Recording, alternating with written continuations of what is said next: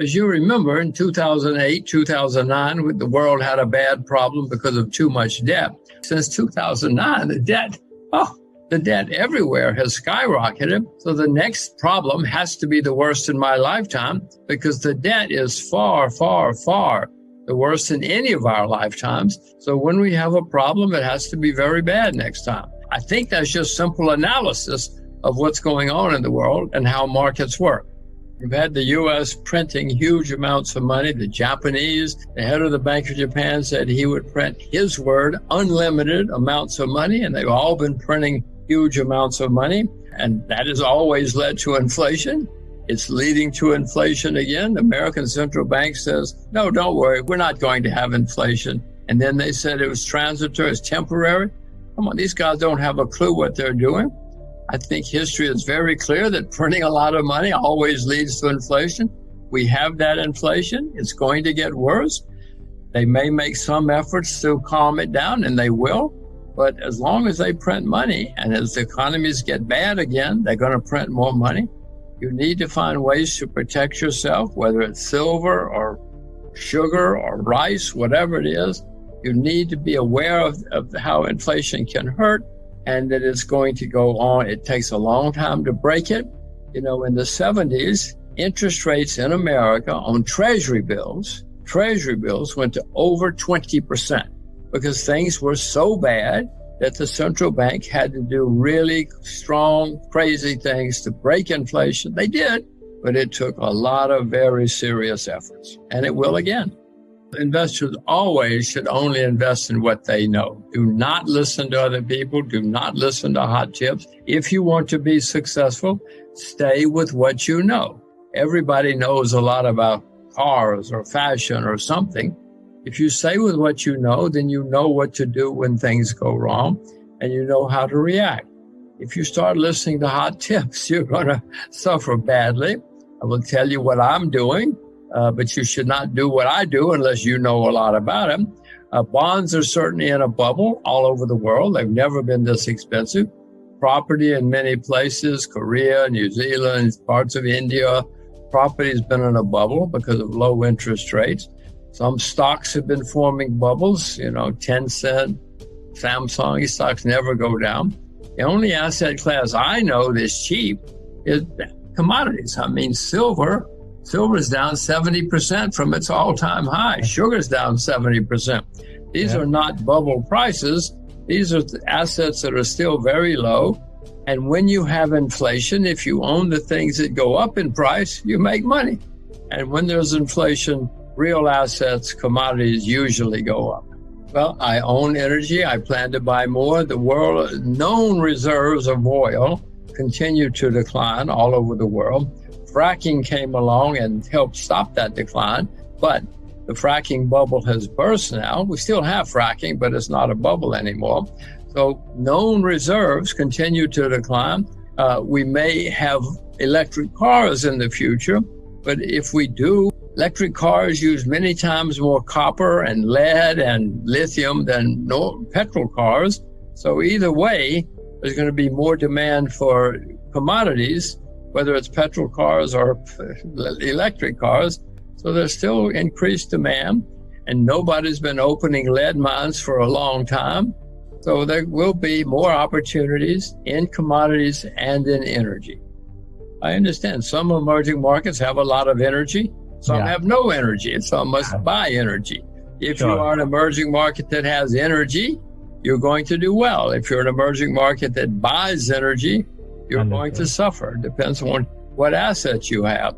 As I look around, well, Uzbekistan is a market where I've started buying an emerging market recently.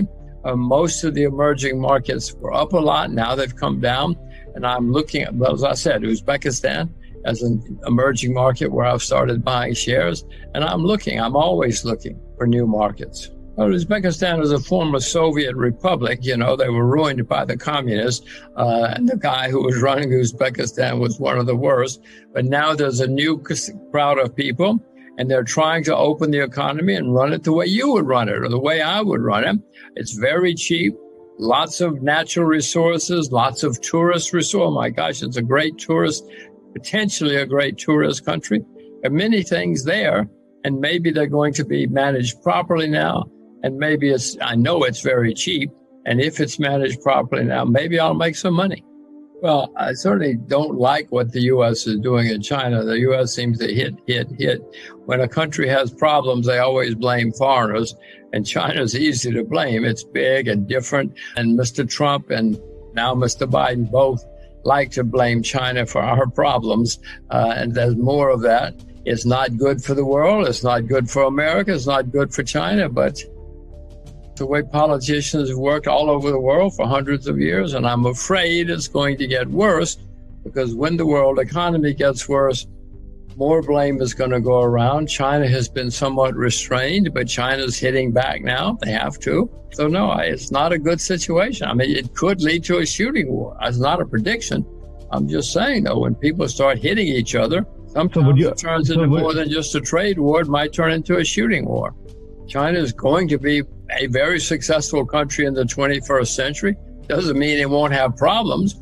America became the most successful country in the 20th century, but along the way we had many depressions, massacres in the streets, civil war. We had many problems, but we still became a very successful nation. China will have many problems, but in my view, I don't see anybody else who can be as successful as China in the 21st century. Well, if one thing, it makes it more competitive. It makes it easier to sell to the U.S. It also means that the things you buy, such as raw materials, will be up in price. So it has a serious effect on many countries, but it can help countries be more competitive, at least in the short term. And that will help people sell to the U.S. and sell to other countries too, since many nations deal in U.S. dollars. First of all, I don't like to believe in belief. I don't like to make investments based on belief. I try to make my investments based on hard research and fact-finding and find out what is really going on, not what I believe or not what I want. Many people are trading cryptos and making money. Part of the problem, of course, is that many have already disappeared. Many cryptos have gone to zero already. There's still many around. In my view, now the crypto bulls, the crypto optimists say that this is going to be the new money. Now, nearly every country in the world is working on putting money on the computer. In China, you cannot buy a taxi, take a taxi with money. You have to have your computer money. You cannot buy an ice cream in China with money. You have to put it here. But when America says, okay, this is now money, I don't think that the American government is going to say, but you want to use that? You can use that money too if you want to. That's not the way politicians and bureaucrats think. They want control. They want power.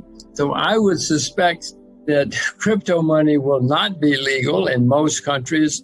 We will have crypto money, but it will be government crypto money. So I've never bought or sold it. I want to emphasize that people should invest only in what they know, not what other people tell them, not hot tips.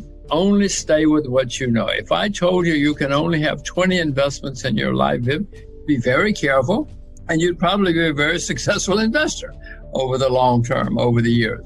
Some people say, well, that's boring. Be boring. If you want to be a successful investor, don't worry about being boring.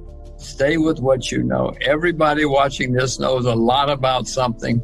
Find your opportunities there and invest there, and you will be a very successful investor.